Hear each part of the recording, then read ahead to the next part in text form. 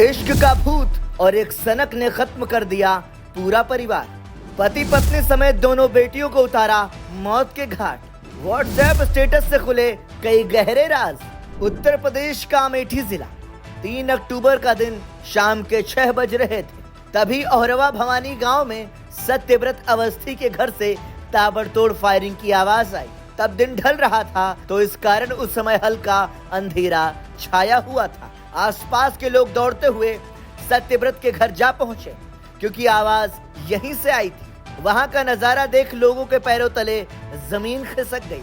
दरअसल घर के आंगन के बाहर 4 लाश पड़ी हुई थी। ये लाशें थी 34 साल का सुनील भारती और उनके परिवार की। आंगन में सभी लाश आसपास पड़ी हुई थी। टीचर सुनील के लाश के पास ही उनकी पत्नी भारती और दोनों बेटियों श्रुति और लाडो के शव खून से सनी हालत में पड़े हुए थे। लोगों ने तुरंत पुलिस को सूचना दी। मौके पर पहुंची पुलिस ने तुरंत शवों को कब्जे में लेकर पोस्टमार्टम के लिए भेज दिया। फिर शुरू हुई मामले की तहकीकात। किसने मर्डर किया, कितने लोग आए थे और क्यों इस हंसते खेलते परिवार को मार डाला, इन सभी सवालों का जवाब पुलिस को चाहिए था। मृतक टीचर सुनील रायबरेली के सुदामापुर गांव का रहने वाला था। उनके पिता राम गोपाल गांव में ही रहते थे। टीचर बनने से पहले सुनील पुलिस में थे। हालांकि 10 दिसंबर 2020 को सुनील की बेसिक शिक्षा विभाग में सरकारी नौकरी लग गई। 12 मार्च 2021 में उन्हें अमेठी जिला मुख्यालय से 62 किलोमीटर दूर पन्होना प्राइमरी स्कूल में ज्वाइनिंग मिली। आपको बता दें कि अमेठी में सुनील औरवा भवानी चौराहे पर सत्यव्रत अवस्थी के घर पर 3 महीने से किराए पर रह रहे थे। इधर मामले की जांच शुरू हुई तो एक नाम सामने आया और वो नाम था चंदन वर्मा। चंदन रायबरेली का रहने वाला है। आरोप लगा कि चंदन ने ही परिवार को मारा है। ऐसा इसलिए क्योंकि बीते 18 अगस्त को टीचर सुनील की पत्नी ने चंदन के खिलाफ छेड़छाड़, मारपीट और SC/ST का मामला दर्ज करवाया था। तब पूनम ने शिकायत में यह भी कहा था कि अगर उसे या उसके परिवार को कुछ भी होता है तो चंदन वर्मा इसके लिए जिम्मेदार ठहराया जाना चाहिए। फिर ठीक 47 दिन बाद इस परिवार की सच में हत्या हो गई। पुलिस को इस वक्त यही लग रहा था कि इस हत्याकांड में शायद 1 से ज्यादा लोग शामिल हैं, लेकिन उन्होंने इसकी पुष्टि नहीं की थी।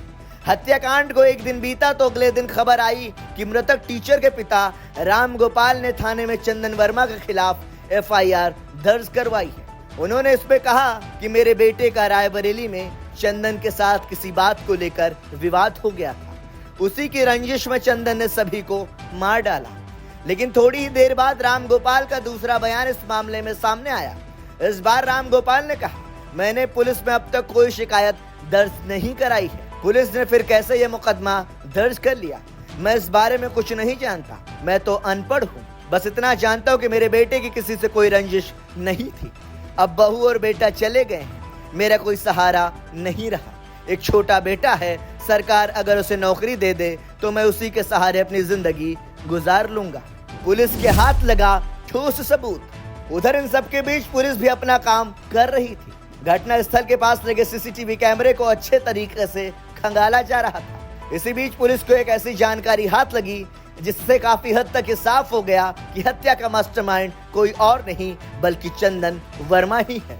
ऐसा इसलिए क्योंकि मामले में अवैध संबंधों की बात पुलिस को पता चली। पुलिस के मुताबिक सुनील की पत्नी का चंदन के साथ एक्स्ट्रा मैरिटल अफेयर चल रहा था। पुलिस ने ऐसा दावा इसलिए किया क्योंकि दोनों के बीच की हुई चैट के स्क्रीनशॉट और कुछ वीडियो पुलिस के हाथ लगे हैं। पुलिस ने बताया, चंदन और पूनम के अफेयर की भनक जब सुनील को लगी तो ये बर्दाश्त नहीं कर पाया।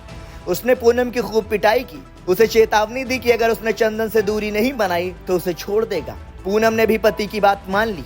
उसने वादा किया कि वह चंदन से सारे रिश्ते नाते खत्म कर देगी। लेकिन सुनील के अंदर इतना गुस्सा भरा पड़ा था कि उसने पूनम से कहा कि तुम चंदन के खिलाफ मामला दर्ज करवाओ। इसीलिए पूनम ने 18 अगस्त को चंदन के खिलाफ मामला दर्ज करवाया था। पूनम ने दी थी चंदन को वार्निंग। आरोप है कि पुलिस ने इस पर कोई एक्शन नहीं लिया। चंदन चाहता था कि पूनम उसके साथ अवैध संबंध बनाए रखे, लेकिन पूनम इसके लिए राजी नहीं थी। पूनम ने उसे साफ साफ कह दिया कि वो उसे परेशान करना बंद कर दे, नहीं तो बहुत बुरा होगा। बस यही बात चंदन को रास नहीं आई और वो बौखला गया। उसने फिर इस हत्याकांड की साजिश रची। फिर 3 अक्टूबर को उसने 2 लड़कों से इस परिवार को मरवा डाला। दोनों लड़कों ने ताबड़तोड़ फायरिंग कर पूरे भारतीय परिवार को मौत की नींद सुला दिया। आपको बता दें कि घटना स्थल से पुलिस को 9 खोखे बरामद हुए थे। पोस्टमार्टम रिपोर्ट में पता चला कि 7 गोलियों से भारतीय परिवार की मौत हुई है, जिनमें 3 गोलियां सुनील को लगी थी, 2 गोलियां पूनम को और एक गोली दोनों बच्चों को लगी थी। जिन 2 लड़कों ने इस वारदात को अंजाम दिया, उसमें से एक को गिरफ्तार कर लिया गया है, जबकि दूसरे की तलाश जारी है। लेकिन इस हत्याकांड का मास्टरमाइंड चंदन वर्मा अभी भी पुलिस की गिरफ्त से बाहर है। उसके घर पर ताला लगा हुआ है। उसके परिवार का कुछ भी अता पता नहीं है। पुलिस की कई टीमें आरोपियों की धरपकड़ के लिए जुटी हुई हैं। आज दिनांक 3 अक्टूबर को थाना क्षेत्र सिवरतनगंज के औरवा भवानी में एक परिवार के 4 लोगों की हत्या की घटना हुई है। घटना स्थल का निरीक्षण सभी वरिष्ठ अधिकारियों द्वारा किया गया है। घटना स्थल पर फॉरेंसिक टीम बुलाकर के साथ संकलन की कार्रवाई की गई। जो परिसर है जहां पर यह घटना हुई है वहां पर किसी भी प्रकार के फोर्सफुल एंट्री के साक्ष्य नहीं पाए गए।